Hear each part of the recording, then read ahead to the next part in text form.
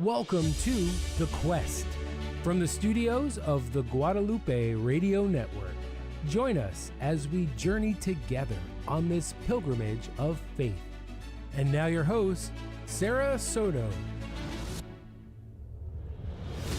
Hey y'all, it's good to be with you on this beautiful Texas afternoon. I don't know where you are, where you're listening from, but surprise, surprise, it's still unbearably hot here. I'm a Catholic wife, mom, and speaker. For more information or to reach out to us with any questions about any of the topics that we cover or to find more out about our guests and what they do, shoot us an email at thequest@grnonline.com.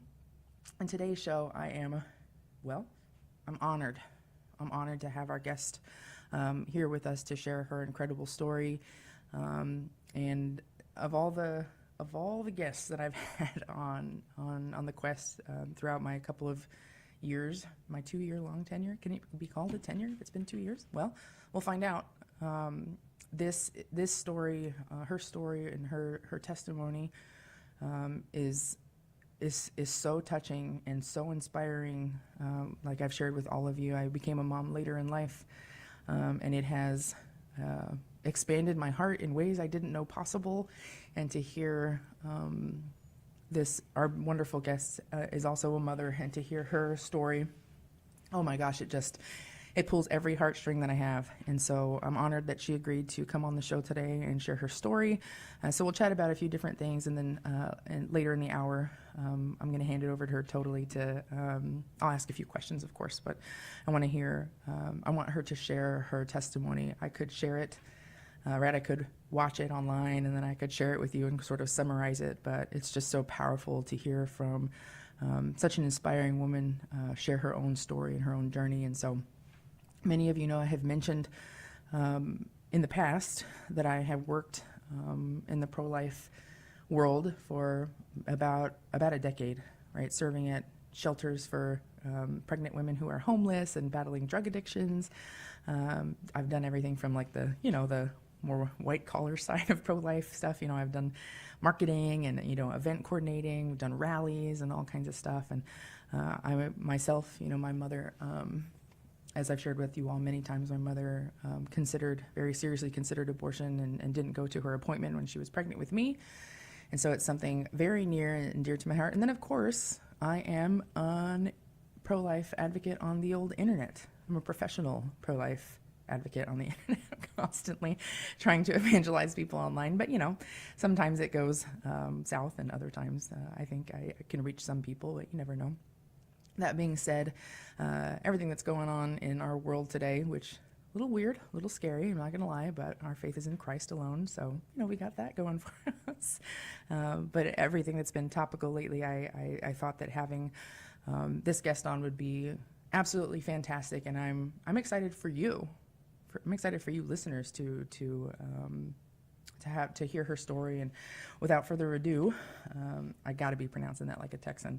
I'd like to introduce our guest, Deirdre Cooper with Texas Alliance for Life. Welcome to the show, Deirdre. It's so great to have you. Hello, Sarah. Thank you so much for having me. It's truly an honor to be here, and I just really appreciate the opportunity to share our Bosco story with your listeners. So thank you so much.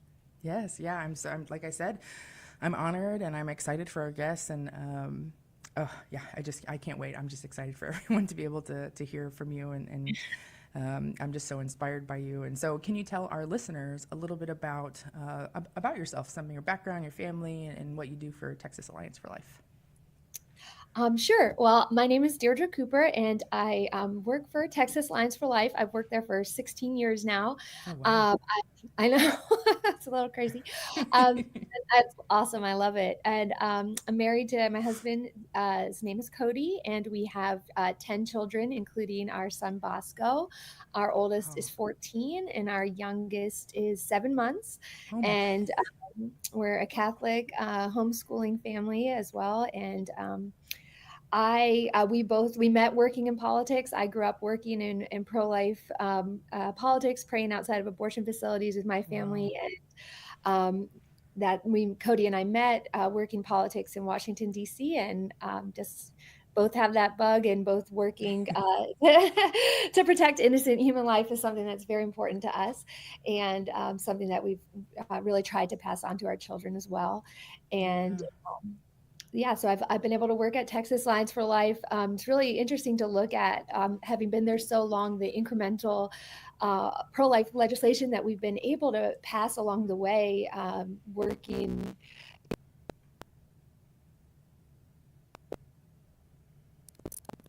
Oh, gosh. Oh.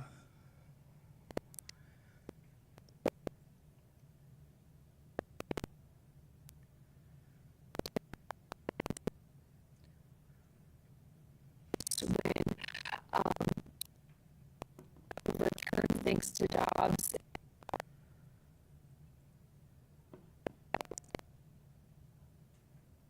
Yeah.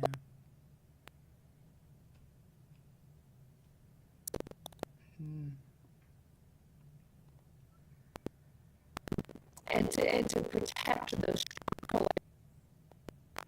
we have to continue that in Texas.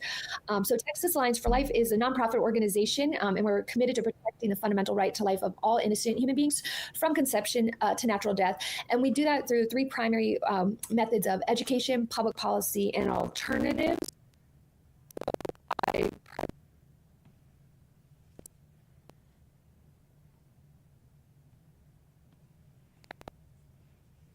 House. So not much. You don't do. Oh my gosh.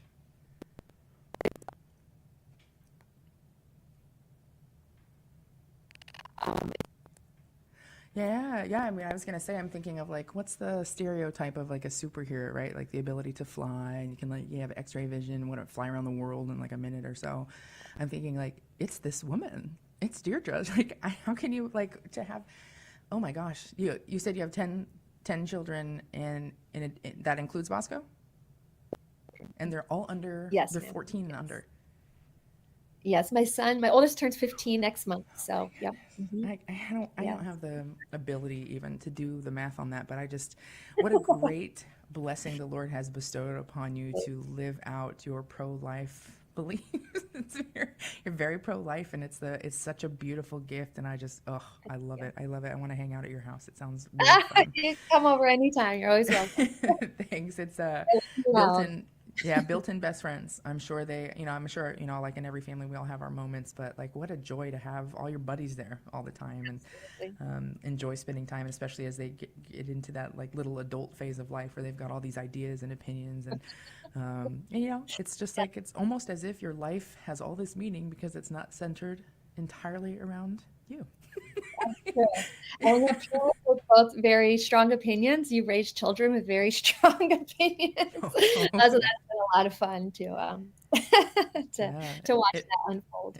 It's a Catholic match made in heaven. I love it. Well, I'm so, like I said, I'm just so grateful you agreed to be on and share your story. You said something a minute ago about where protecting life was when you first began, 16 years ago versus where it is now.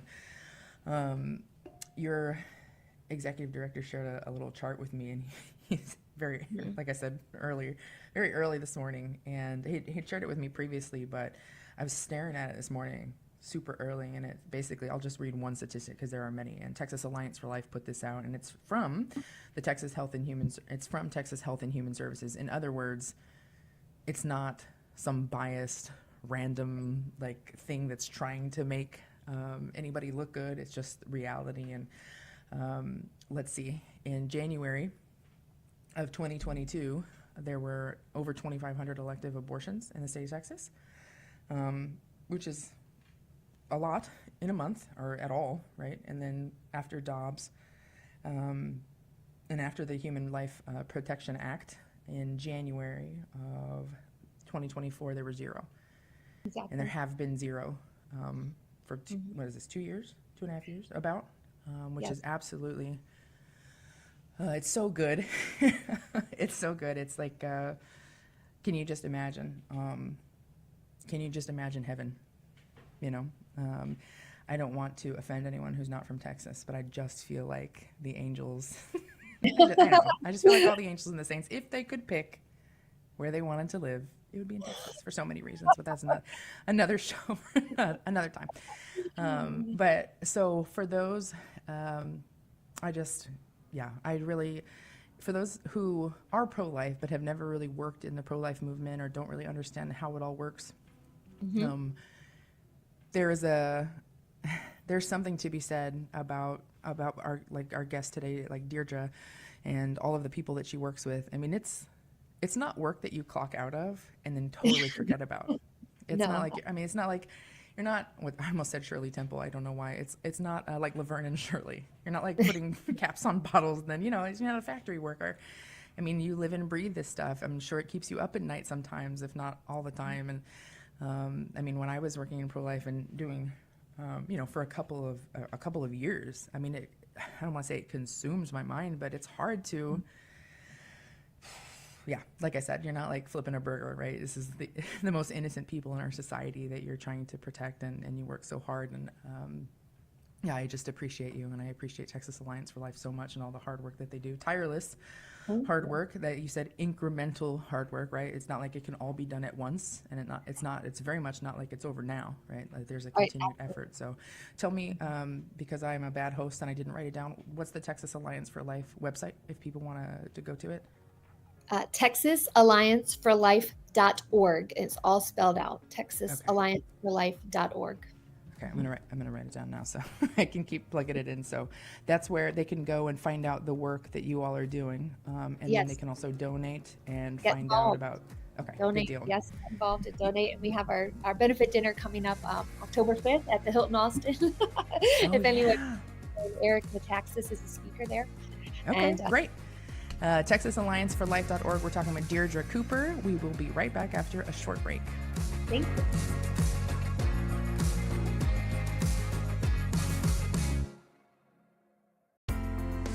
Yeah, I mean, we listen to the radio all the time. We really like Morning Joy. It just sets my day off right. And we listen to the Mass, and it's life-changing.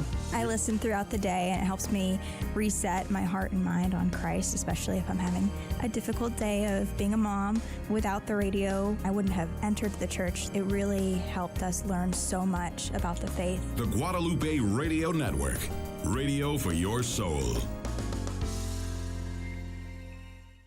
Listen to The Spirit World with Debbie Georgianni and Adam Bly. Demonic activity appears to be on the rise. I'm Debbie Georgianni, and I invite you to join Adam Bly and me this weekend for The Spirit World. On The Spirit World, we offer a Catholic perspective on angels, demons, and how the spiritual and physical worlds interact. Saturdays at 10 a.m. Central, 11 a.m. Eastern on the Guadalupe Radio Network and other EWTN radio affiliates. Visit grnonline.com/spiritworld.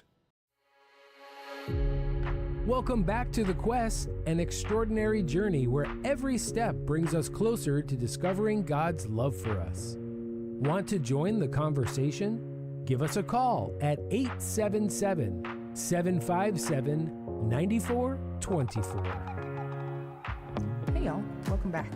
It's such a great joy to be with you all today, as it is every day. Love doing this show. Love having all the amazing people that I get to have, especially today's guest, Deirdre Cooper with Texas Alliance for Life. If you are just now tuning in, Deirdre is a literal superhero. She's been working in the pro-life movement for a super long time, and she's been with Texas Alliance for Life for almost 20 years. And for more information, you can visit their website, all spelled out, TexasAllianceForLife.org. They have their fundraiser banquet coming up on October 25th, so very soon here. In just under a month in Austin. 10 out of 10 recommend going and supporting the work that they do. It is instrumental. It's quite literally instrumental in helping create and Texas or pro-life laws and getting them actually passed. They're instrumental in that work, and we need that. Obviously, we know as Catholics, we need to continue to work to pray and ask that the Lord would change hearts. But Texas Alliance for Life is boots on the ground, big boots on the ground, doing a lot of work and necessary work to change laws that are attacking and are the most innocent people in society. So I was chatting with Deirdre a bit before the show, and I was mentioning the young woman in Georgia, Amber Thurman, that recently passed away. You may have seen a lot of stuff in the news. Somebody, anybody, first of all, I just want to say this, and I don't really care if it offends people. Anybody with a pencil can call themselves a journalist. And that used to mean, that used to come along with integrity, and it doesn't now. Not that there aren't journalists that have integrity, but have you read any news lately? Have you read like just 5 news articles today, or in the last month? And so I'm putting air quotes up. You can see if you're watching the video. I just want to describe it to you so you get a feel. A journalist wrote an article saying that because of the recent bans on abortion, that Amber Thurman lost her life because of the law, because of the pro-life law. And so I just wanted to ask Deirdre, is that true? Is there a law that was passed that caused Amber Thurman to die? No, absolutely not. Amber Thurman's death is tragic and unfortunate, and we mourn her loss. She was a mother, and she lost her life, and both of her twins lost their lives as well, all 3 as a result of taking chemical abortion pills. She had an abortion, and that killed her 2 children, and it ultimately took her life as well. Her death is tragic, but exactly as you said, the way it's being reported is incredibly dishonest and untrue, and politically motivated. Yes. And we definitely need to set the record straight that no law excludes treatment for women in Amber's situation. All pro-life laws allow for treatment of miscarriage, treatment of ectopic pregnancy, treatment when the mother's life is in danger, treatment when her unborn children were already dead. They absolutely could have been removed. Whatever was remaining could have been removed. She should have been treated better. She deserved better care. And we don't have the all of the medical details that in the articles. They asked for comments from the doctors and the nurse and the hospital, and none of them gave any comments. So we don't have the information directly from them about why they waited for 20 hours to operate on her. Without that information, it's hard to know, why they waited. But the law is very clear. Doctors can intervene in those situations, and they should have intervened in those in her situation. Absolutely. And so it's not, I just want to clarify for our listeners, it's not, if a woman has a miscarriage, and doctors will offer, right, a DNC to remove any remaining parts of baby that could cause, right, basically infection or sepsis, right? But that is, a miscarriage is one thing. So I just want to clarify, there's no law that says a woman who takes a medical abortion medication who she should be offered a DNC. She's legally entitled. There's nothing that makes it illegal, no matter what the circumstances, right? In other words, it didn't matter if it was a miscarriage. It didn't matter if it was an abortion pill that she took. She needed a DNC, and there's no law preventing that, no matter what the circumstances were. Does that make sense? Yes. Okay.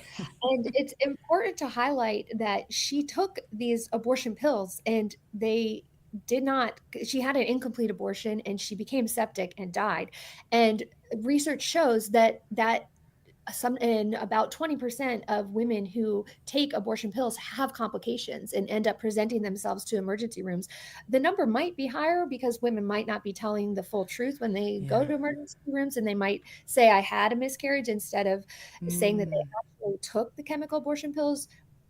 That's possible, but we do know, based on research, that women do suffer complications from these dangerous abortion pills, and they're taking them at home unsupervised, and then being told by the media that they won't get treatment, so are afraid to go in and get treatment. And that is where the fault lies here, and that is what we need to change and get the information out there, that she took the abortion pills, she had the abortion, and she didn't get the help she needed after. But these abortion pills are dangerous, always to the unborn children, yes, but also to the mothers who take them. But I thought that abortion was safe and accessible. I thought that that was their whole shtick. I thought it was like, we need to get safe abortion into the hands of every woman who wants to end the life of their child for any reason. Are you telling me that the abortion pill is not just like popping an Advil to get rid of a headache? It's just safer than Tylenol, they say. But the risks that are associated with Tylenol, you have to remember, are when it's used off label, when it's taken, when it's people overdose on it, right? When they take too much. The problem with these pills is when they're taken correctly, they still kill a child, or in Amber's case, children, and also have, come with these risks. Yeah. And you don't have to, I mean, it's 2024. You don't have to live in ignorance. There are tons of testimonies from women who regret taking that abortion pill and have suffered immense physical repercussions, as well as emotional and spiritual repercussions from doing so. And the pro-life movement, and I mean, I can't speak for every individual, but in the many years that I've helped and worked in the pro-life movement, and the many years you have, I'm sure you can speak to this too.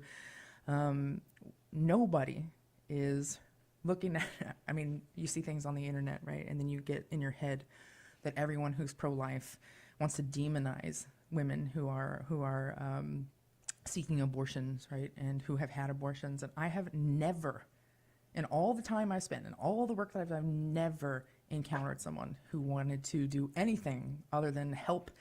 Say, let me take care of your baby. Let me buy you diapers for the first year of their life. That's the kind of stuff that I've seen. And in fact, I, as you know, Texas is amazing, which I like to say on every show. I do just love Texas so much. And there are some local superheroes here in my part of Texas, and who have done some things which you can't exactly do nowadays, but they are some of the main reasons why federal laws have been enacted about where you can stand outside of abortion clinics, just because these guys are the old OG heroes back in the day. And one of them, who I know that I'll get hate for this because that's what happens, but he was holding, this was in the late 70s or early 80s, so it was a different time, but he was holding the doors open. He wouldn't let this young woman go into the abortion clinic.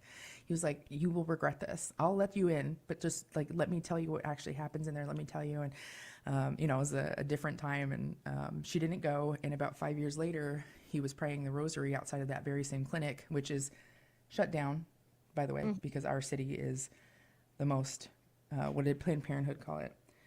The biggest abortion desert in America, or something like that. It's where you have to travel the furthest, the longest distance to have an abortion, because it's Corpus Christi. We're the body of Christ. You just can't have an abortion clinic here, it turns out. But anyway, this woman pulled up on the side of the road. She actually was in traffic, which I don't recommend, and she stopped when she saw the man and rolled down her window and said, I just want you to meet my son, who is the light of my life, in the back seat of the car, whose life you saved all those years ago. And that happens all the time. All the time I see women that don't regret having their children. It's just amazing to me. Like I said, my son's almost 2, but yeah, totally transformed, right? And my life is everything is better. Seeing the world through the eyes of a child. And I was in circumstances that made it very welcoming, right, and easy to welcome a child into the world. But my mom was 17 and unwed when she became pregnant with me, and she doesn't regret having me at all, and she was very tempted to, right? The pressure of like, oh, my life is over. But I think I won't repeat this anywhere else except for live on the radio. I think I'm her favorite person, at least third. At least your third favorite. Yeah, close up there. But so I just wanted to address the tragic loss of Amber Thurman and her 2 children. And I wanted to make it clear to our listeners that nothing about Amber's story and about her death and her children's death was because of a law that passed, pro-life law.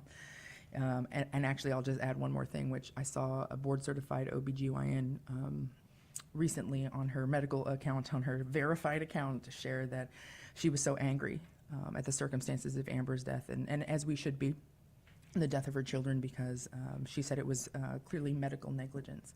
Mm-hmm. She should have been offered a DNC and had it way earlier. It could have saved her life.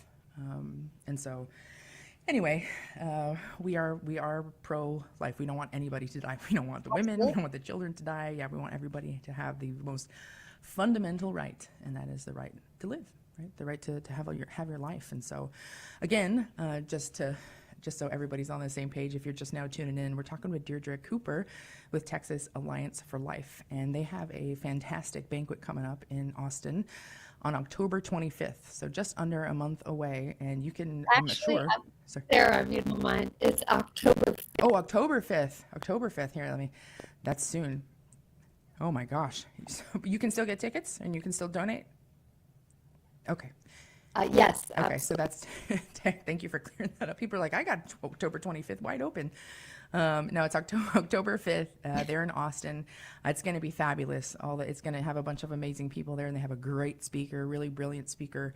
And you can visit their website. That's all spelled out, TexasAllianceForLife.org. And you guys have resources on there, right, for people who are looking to be able to do like pro-life apologetics that aren't really sure about. You guys have like, I can't remember what it was that I saw on there, something that they can use to help be more informed about pro-life laws. We do have resources.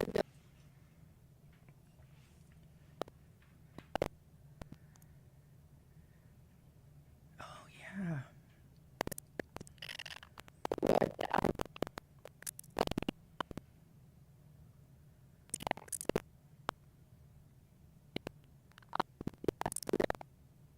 Yeah, that's great. So for those of you who are looking to be better informed about all of the fabulous pro-life laws that have passed recently, please visit TexasAllianceForLife.org. One more time, that's TexasAllianceForLife.org. They have their banquet coming up October 5th. That's just 1-5. There's just 5 by itself. October 5th in Austin, and you can reach out to them there. If you can't make the dinner, you could always donate to their cause, which, like I said, are those big pro-life boots on the ground, helping advocate for the most vulnerable people in our society, children and women who are considering abortion. Like I said, if you're just now tuning in or you didn't get to listen, when we come back from our break here, I'm going to ask Deirdre Cooper with Texas Alliance for Life to share her incredible testimony, her incredible pro-life testimony, and the story of her sweet son Bosco with us. I mentioned it's a great honor, and so I hope that you'll tune in, stick with us, and listen to her, like I said, incredible, inspiring story about her dear, sweet Bosco. So you're listening to The Quest. I'm your Monday, Thursday host, Sarah Soto. We will be right back after a short break.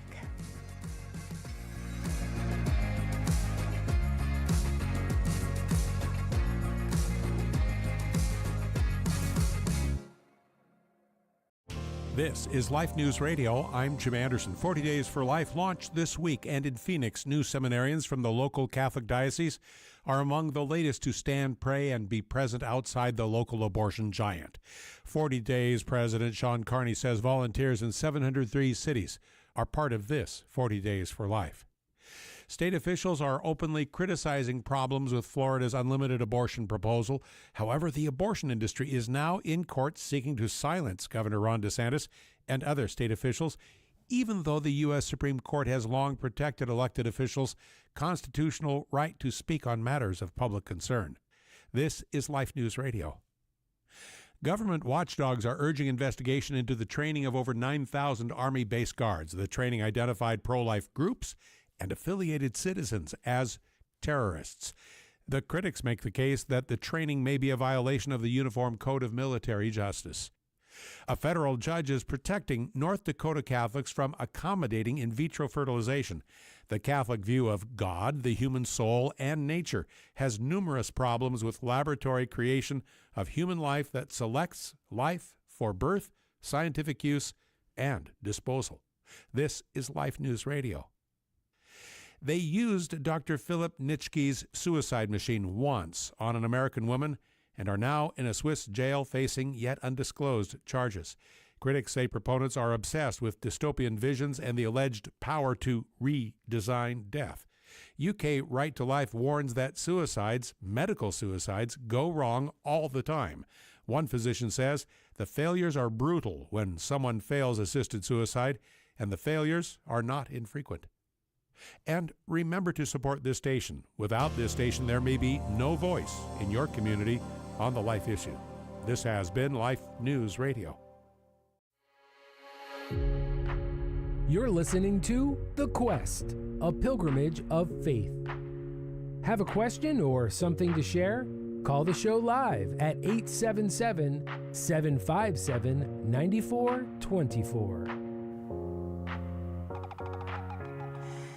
Hey y'all, welcome back. I am your host, Sarah Soto, here on The Quest. I'm with you Mondays and Thursdays, and we're here with you actually Monday through Friday. Monsignor Charles Pope, the one and only, is with you on Tuesdays and Fridays. And then I guess it can't be two one and onlys. Steve Gleason's with you on Wednesdays, and they're absolutely fantastic. And I encourage you to listen. We're live every day of the week at 4 p.m. Central, 5 p.m. Eastern. You can listen online at grnonline.com or anywhere where you stream stuff. The old internet. That's how it is these days. Speaking of internet, I just want to address a comment, and this isn't easy for me. We got on our YouTube. Amy says, "Go Tennessee." I'm just not about that. Okay. I mean, Tennessee is fine. It's fine. It's fine. I think is that one of the only other states where you don't pay income tax? Is that true?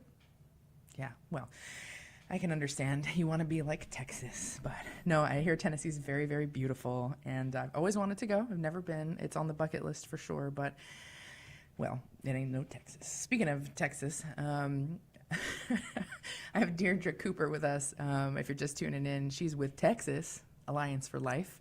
You can visit their website, texasallianceforlife.org, all spelled out like that. They have their banquet coming up October 5th in Austin. Help them out. Buy a table, buy a couple of tables, and check out their website for all the incredible resources they provide. I've invited Deirdre to come on the show today to share her remarkable testimony, her pro-life testimony. And so without taking up any more of her time, Deirdre, would you honor us with telling your story, your beautiful story of your family and your history there? Yes, thank you.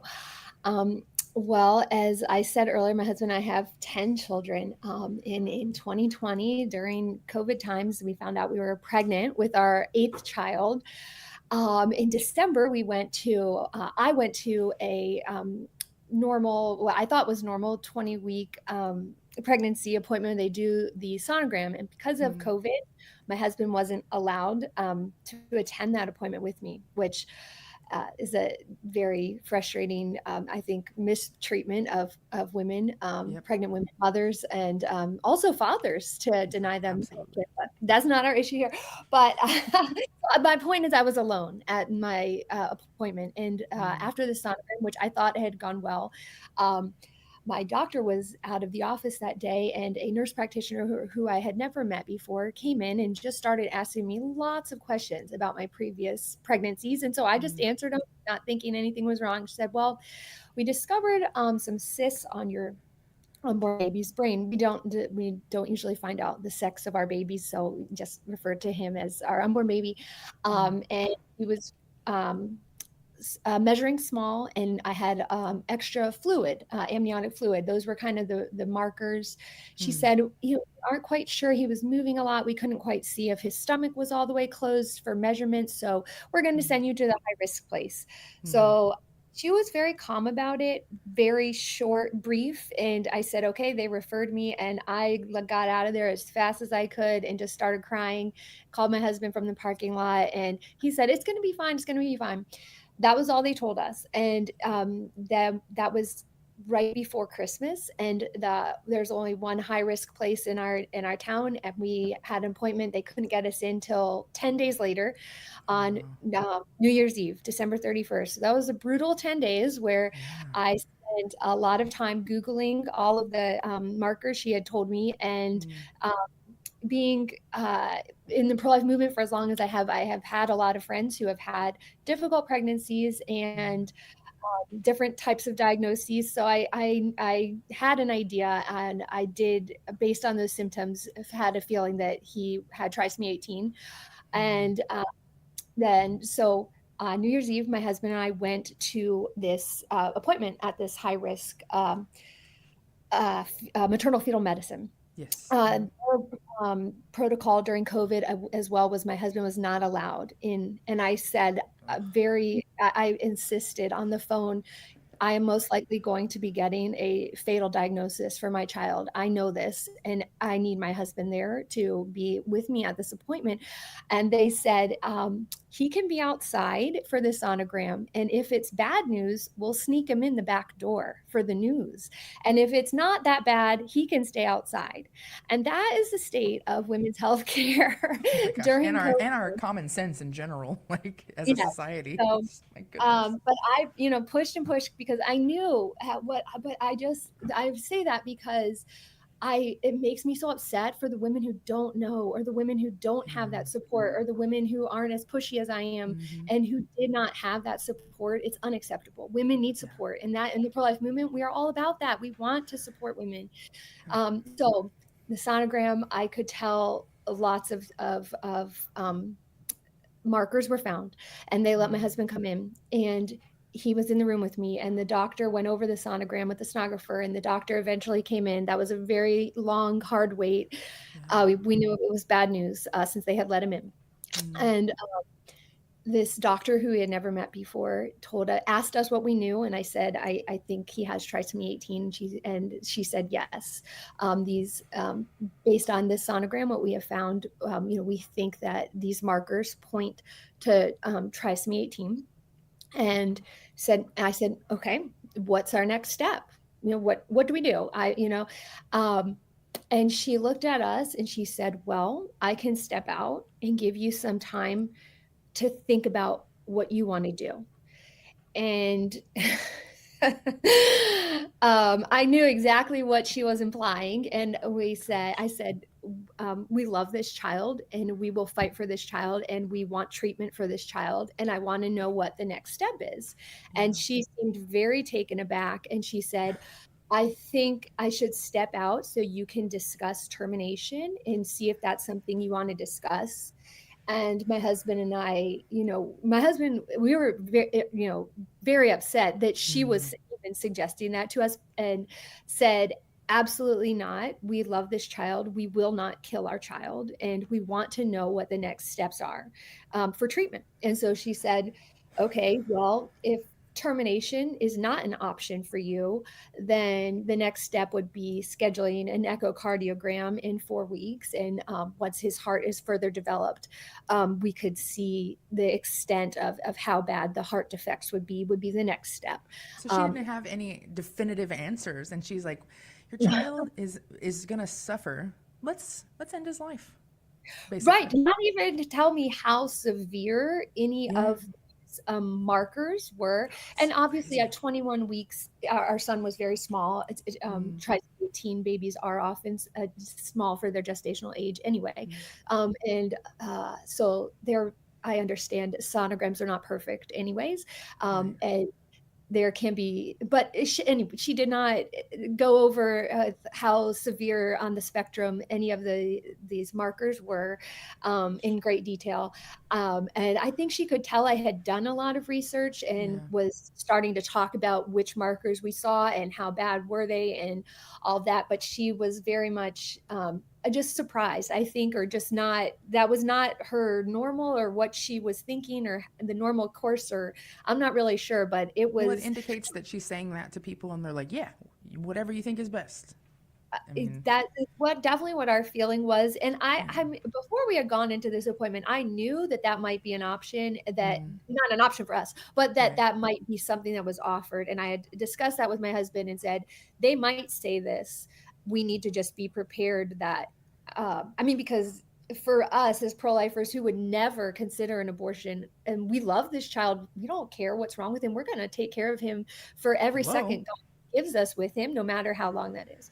But so I really had to prepare us for what if they do say that. So we did talk about it. My husband was prepared to smack that down, but then when it came to it, he was, so distraught and ready to take a swing. That's how I feel right now. It didn't even happen to me. I'm like, this is crazy. We just made sure that we didn't schedule any more appointments with that maternal fetal medicine doctor, and say some prayers for her. And but we fought for our son. And so I did research on the symptoms, the markers that he had. I did consent to just the regular blood test, not an amnio, but because of the markers, I thought, okay, well, let's get some more knowledge from the blood test to see what we are dealing with. And so the blood test did further confirm that trisomy 18 was most likely what his diagnosis was. After that appointment, we left and we went right to our church, and we just sat in the front pew of our basilica, and we opened the envelope. We decided that given the situation, we would find out his sex, and we opened the envelope there in church and saw that he was a little boy. And we just prayed, and we just cried and cried in that pew, and I just handed it to Jesus, and I said, this is the cross that you have given us to carry, and give us the strength to carry it. But I mean, my son is not a cross. I would never think of that, but just the cross of losing someone that I love so dearly and wanted to hold and raise. That is what I mean by a cross. Bosco is not a cross, and his life was not suffering. A cross. I mean, a lot of suffering comes with love, and the cross Our Lady carried by watching her son suffer. I mean, I know exactly. I don't know exactly what you're talking about, but I know what you mean. But yeah, I think that was just what was so important to us. You sit there and you look at the crucifix and you see how much Christ suffered for you. It puts it in perspective. Like, how could I complain about how much I was going to suffer when you look at the cross? When you look at what Christ did for you, you can do this. Like, it's going to be hard. Now, of course, I wanted to protect my son from all of unnecessary suffering. I did not want him to have any suffering. And of course, we did ask, our medical providers along the way, and, we're assured that he was not suffering during pregnancy. But, when you have Christ, you have that example. And then you have Mary at the foot of the cross, and, she watched her son die, and then she held, his lifeless body. And so he gives us that great example, and our Lady gives us that, example in her life. And if that's what we're called to, you can either drag that cross along kicking and screaming, or you can embrace it. And I have a dear friend who always taught me that, the best way is to embrace the cross that Christ gives you, to kiss that cross and to carry it. And there's always going to be hard days. There were a lot of hard days that I didn't do that as well as I could have. But ultimately, that is the son God gave us to carry and to protect and to love for every minute that he was with us. And what an honor I had to be Bosco's mom. I am Bosco's mom, and to carry him in my womb for those months. So we went home from church, and we had a babysitter here with our kids, and came home and sat them on the couch, and we told them, they knew kind of, that 10 days before we had been praying novenas and praying for miracles and intercession and all that. So they knew that there was potentially bad news coming. And so we sat them down and had that discussion with them and told them, what the sonogram thinks these things might be wrong. And we tried to explain to them what trisomy 18 was, but just explain to them that we love him and we're going to, take care of this baby for as long as he's here with us. Yeah.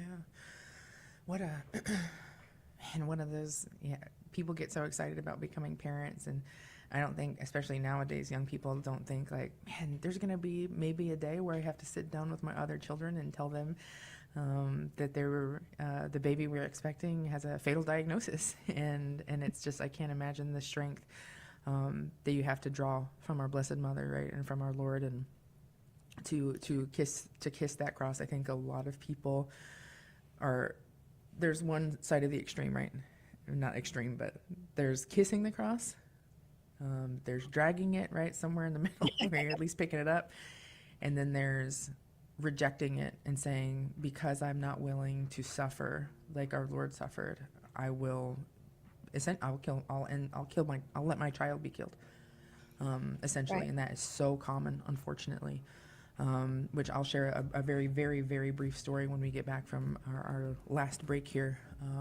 I have a few questions I want to ask you, and then I'll let you finish your story, and then I'll share just one more bit here. But I'm teary-eyed here with Deirdre Cooper from Texas Alliance for Life, sharing the story of her beloved son, Bosco. Thanks for joining us today. I know it's not an easy story to hear, but I'm just so grateful she's agreed to share it with us. We'll be back after our final break.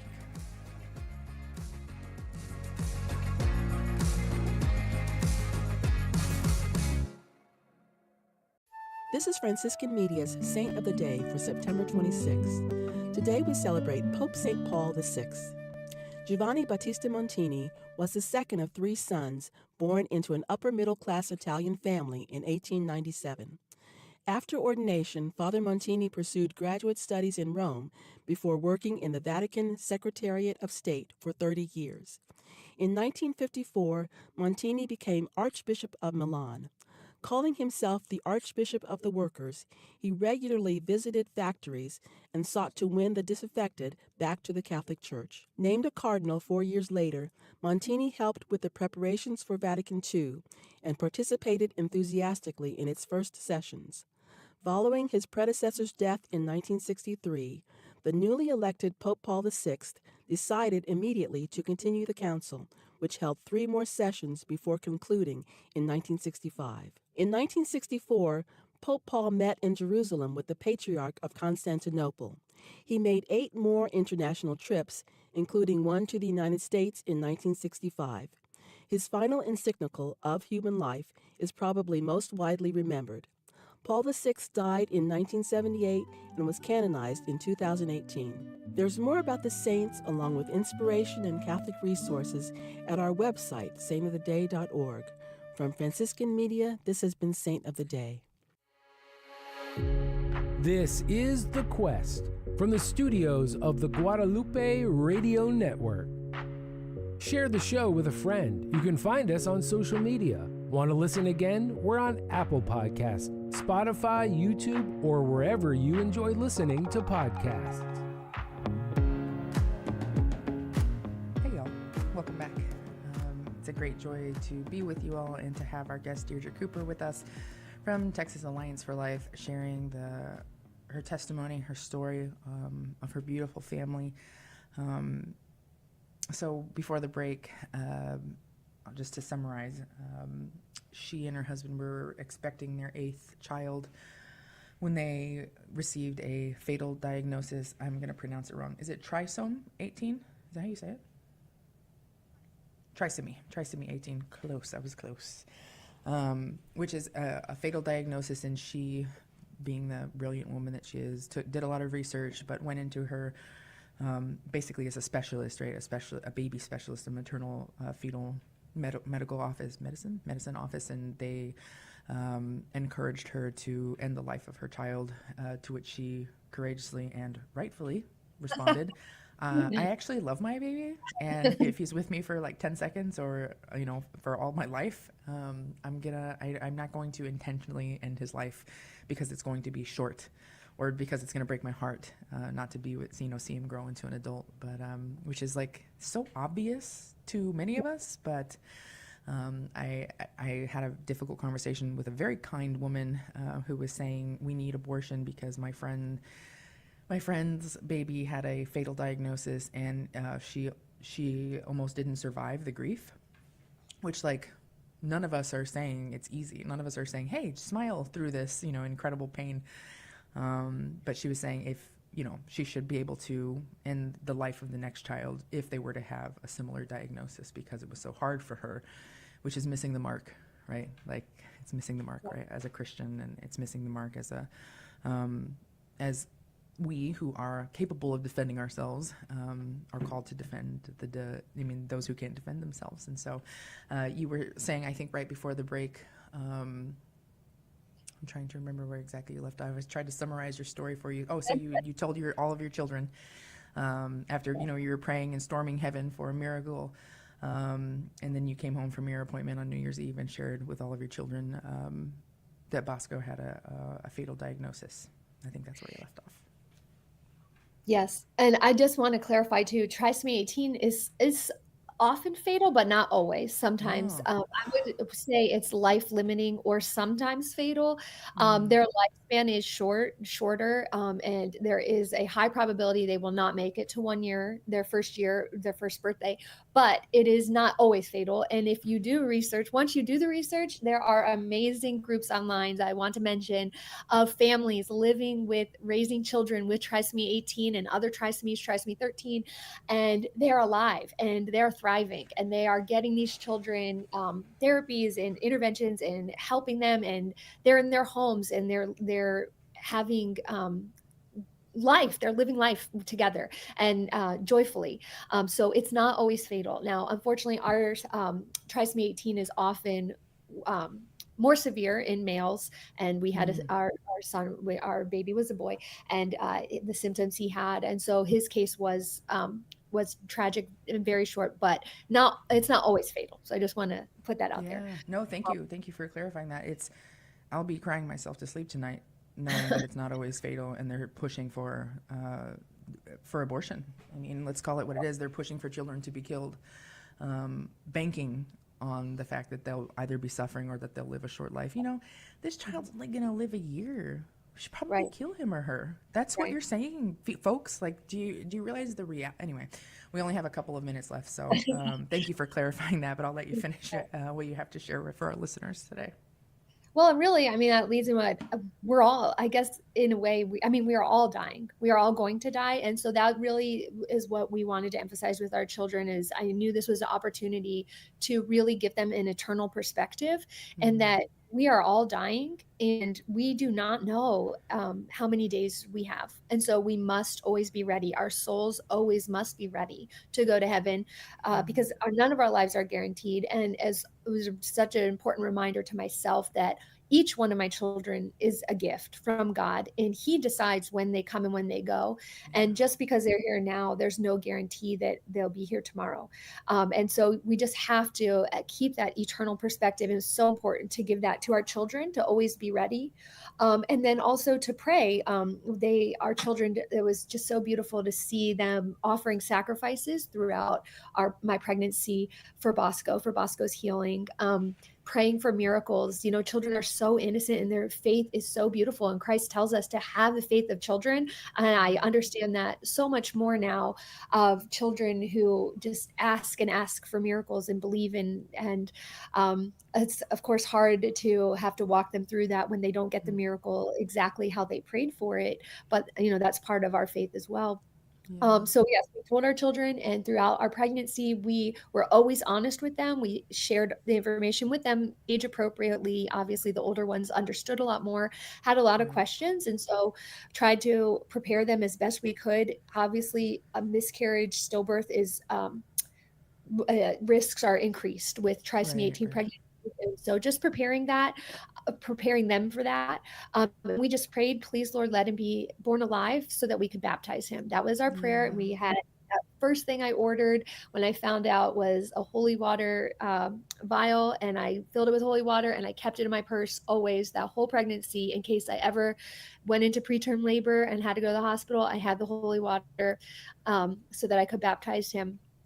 We went to all kinds of specialist appointments. We met with the NICU. We came up with a birth plan of what measures do we want taken and which measures would be too extreme for a child in this situation. Because sometimes, and the Catholic Church does teach this, that sometimes interventions are more harmful than good.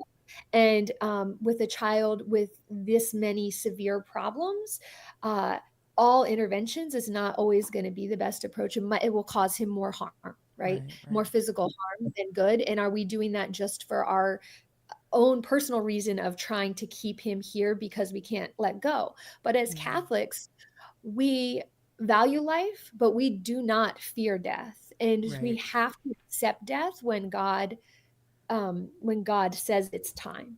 And so that as parents is super hard to accept, but that's what he calls us to. So that was kind of our prayer all along, of all this research, all these appointments, all this preparation, making a birth plan. But ultimately my prayer was, Lord, just make it clear that Bosco can live, and we do these interventions and it will be, we aren't harming him, or make it clear that he cannot live. And so at the end of my pregnancy, unfortunately, his condition was worsening and it was developing hydrocephalus. And so they scheduled an induction. And he was still alive when we went to the hospital, and he was kicking and he was live on the sonogram. And we went in and we met with the director of the NICU, came in and talked to us about potential, things that might happen, and what our wishes were. We had fantastic nurses, went over our wishes. My beloved OB-GYN was with us, who was just my regular OB-GYN. He was fantastic, walked with us the whole time. And then ultimately Bosco did die during delivery, and that can happen with trisomy 18. And he just, his condition was that he couldn't survive. So the Lord made it clear, not how we wanted it. And we did not get the chance to baptize him, which was really heartbreaking for us, but he was delivered and we, into my hands, and we held him, and our children were brought to the hospital, and they all got to meet him and hold him and sing to him. And we bathed him, we dressed him, and we loved him for, every minute that we had with him. And he was beautiful. He was perfect. He looked a lot like my other kids. And we had a beautiful funeral mass for him, and we buried him. And we go visit his grave often when my kids go and pray and run around and at the cemetery and talk about him. And we remember Bosco, and they can't wait to hopefully meet him in heaven one day. And on that note, I just want to thank you, Deirdre, for coming on and sharing your testimony and helping us to learn about Bosco and remember him. I'm so grateful that you came on the show today and shared his story, your family's story with us. For those of you who are interested in learning more about the work that Deirdre and all of the wonderful people at Texas Alliance for Life do, please visit their website at texasallianceforlife.org. That's all spelled out. Thank you, as always, for listening here to us on The Quest. God bless you. Thank you. And tune in every Monday through Friday, 4 p.m. Central, 5 p.m. Eastern. Listen online at grnonline.com. Thank you. Thank you so much for having me.